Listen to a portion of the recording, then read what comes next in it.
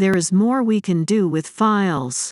For example, we can tell the number of lines in a file by typing the command wc-l and then the file name, for example /etc/password. That tells you the number of lines in the file. In this case there is 55 lines in the file etc/password. This works for any file, so let's say we pick etc issue. You'll see that file has just 2 lines of text. There's also another tool or another command called the grep command. The grep command allows you to search inside the file. So you can use grep to search for anything inside a file, inside file contents. Using cat, it will just show you the whole output. So when you saw that before cat etc or a password, you get a lot of gibberish, right? Like the whole file contents is shown there with whatever file you open.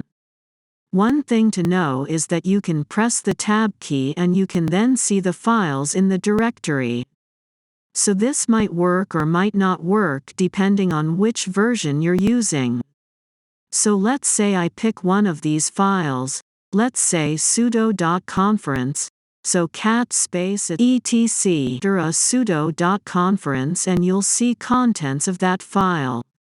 Now let's say we want to know something specific within a file, then this just is really hard because we have to scroll through the file and search what we're looking for. Instead of browsing through such a whole list of files, you can use the grep command. So you can type grep and then what you're searching for. For example, let's say we search for the word interface in the file at etc or a /sudo.conference, and then you'll find the lines containing that text. You'll see it's highlighted in red. We can do that for the other file as well. So let's say we search for our user Callie. When you type who am I, you'll see your current user. So search for your current user in the file etc/password.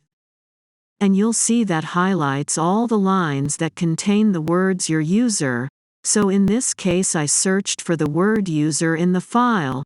So for the word Callie in the file etc/password, and you'll see it has one line that contains the user Callie. So that is the grep command. The grep command lets you search within files. So let's see, you can browse through the etc directory, so cd/etc, ls to list the files, and let's output some file. So let's say the message of the day, catmodded. You'll see this is the file contents, and now we use the grep command to search within that file. So I'm going to search for Linux and then type etc modded, and the grep command will highlight the lines or show you the lines that contain that words. Now you can also search for sentences, of course. So if you search Callie gnu/Linux, you'll see you can search for sentences as well within a file. So that's enough for today.